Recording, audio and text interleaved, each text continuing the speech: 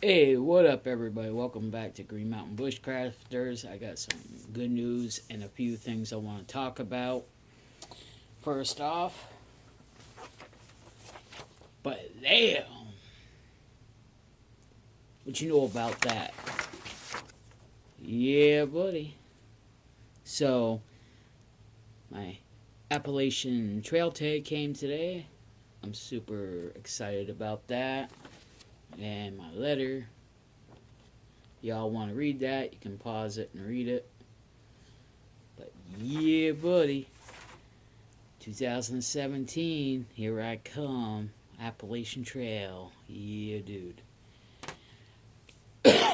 So, that being said, I want to talk about a couple of topics on a few of my videos I've recently posted of my Appalachian Trail gear. I've had a lot of people talk a lot of smack. One, I'm the one got to carry the pack and the gear in my pack, not you. Two, I understand you're trying. Some of you are trying to give me helpful hints.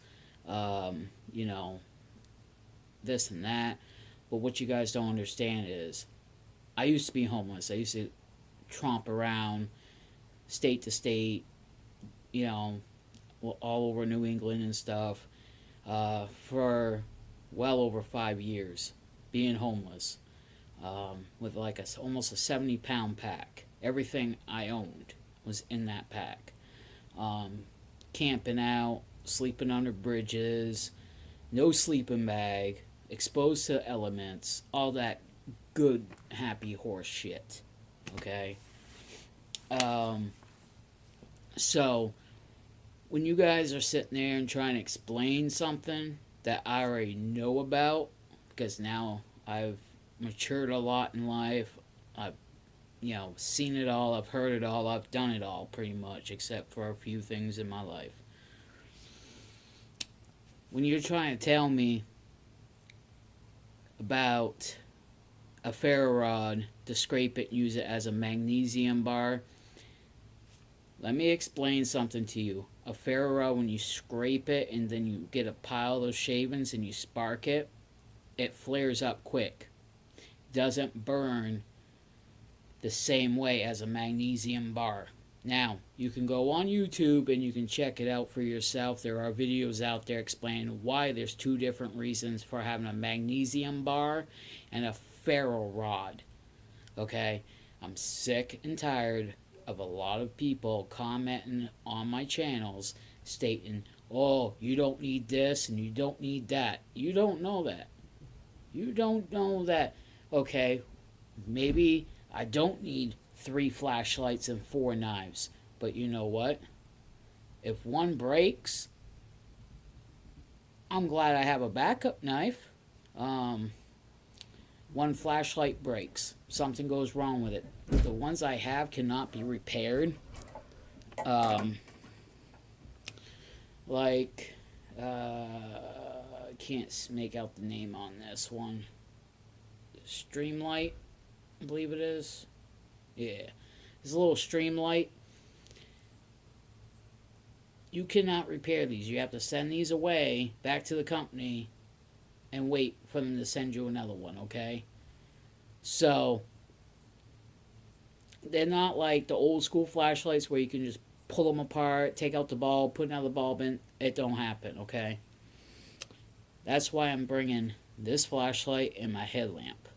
I really like to bring more than 2 flashlights, 1 headlamp and 2 flashlights. I feel comfortable there, but with y'all being so uptight about, oh, you don't need this, you don't need that, blah blah blah blah blah.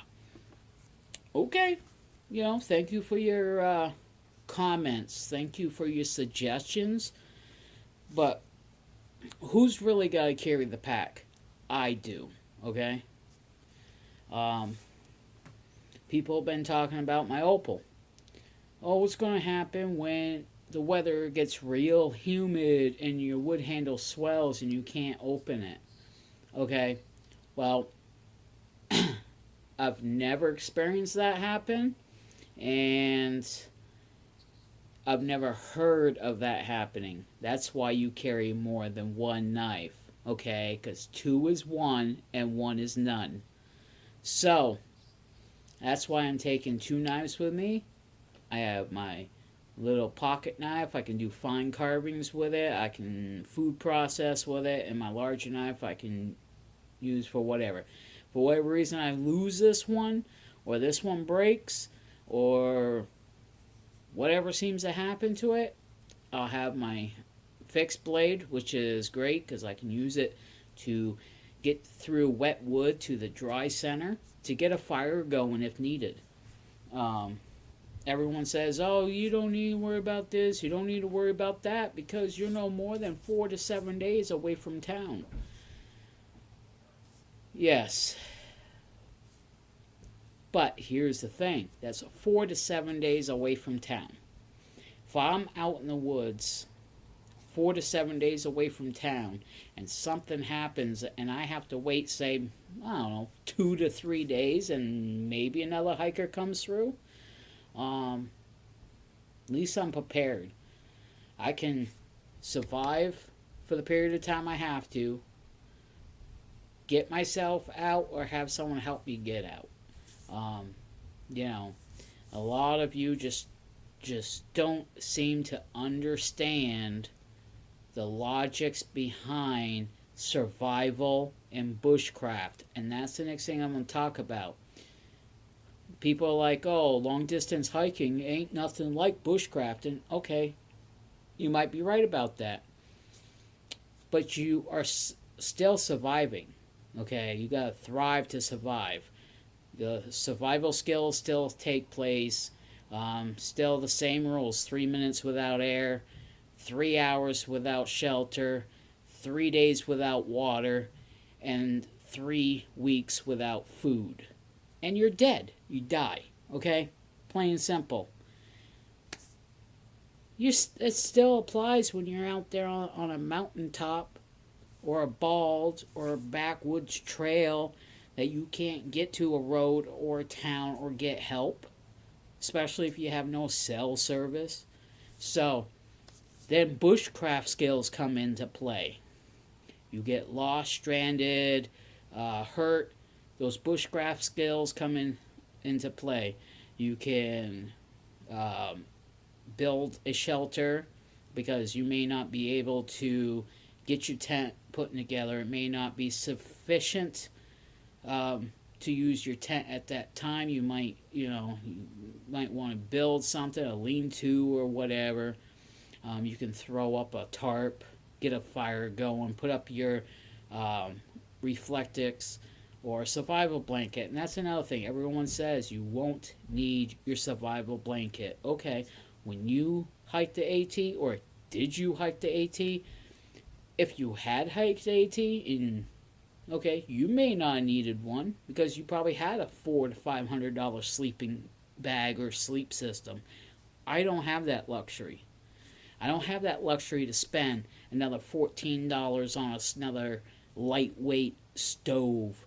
A lot of talk is about alcohol stoves. I was told on Facebook from the ATC this year they're frowning upon a lot of alcohol stoves because of the forest fire that was set by arson by those two young kids. They talk about in the Smokies, you can't have alcohol stoves, you can't have open fires, you can have a butane stove or a propane type stove. Those are okay because you're controlling the knobs to control the flame. If they tip over, they usually go out. You can also shut them off real quick. Alcohol stoves, if they tip over, the alcohol goes everywhere, and then you have an out of control fire. So, again, don't tell me you don't need that, you don't need this, you don't need that. Okay? I know what I need. I know what works for me. I know what has worked for me in the past. And there's times I wish I've had that item with me. So, And this is another big thing. If you're going to suggest an item to me and say this is lighter than what you got and this is better, well, all I have to say is if you're going to buy that product and ship it to me, then I'll take it. I'll get rid of what I have that takes replace of that item or those items, and I'll take what you buy me. How's that? So, other than that, don't be coming up on my channel and being rude to me and telling me that this is what you need. Get rid of this, this, and this, because you don't need it. You'll never use it. If I don't use it, I'll send it to a friend of mine to hold. No big deal, okay? Other than that, if you're going to tell me I need this item, then you buy it. Contact me on Instagram at Green Mountain Bushcrafters. Click follow. Send me a DM. Get my address. And you can send it to me. How's that? Okay? Other than that, you can suggest an item to me. Or if you have an item you're not using and you like to gift it to me to have so I can use it and use it for many years to come, then that's great, because I have a lot of plans coming this year and next year and the year after. Okay? It's a big game changer for myself and for my viewers, and I don't have time to, sit here and do this and worry about what may come next or what may not. So, like I said, just be patient, be calm, and if you're going to suggest an item to me, suggest it to me. Don't tell me you don't need this, but you need this, but you don't need that other crap you got. Okay, well, guess what? The reason why I have those items is because they work for me, okay? So, with all that being said, all I ask you to do is like this channel, subscribe to my channel, like this video, and drop me a comment down below. Let me know. Yeah, tell me. Let me know. Let me know. Yeah, that's right. You know about it. And then shoot over to Instagram and be sure to follow me over there, because a lot of videos and pictures are to come. I'll be putting together something special at the end of my hike. And got something set up real special that I'm going to be selling, and to raise money for a new adventure.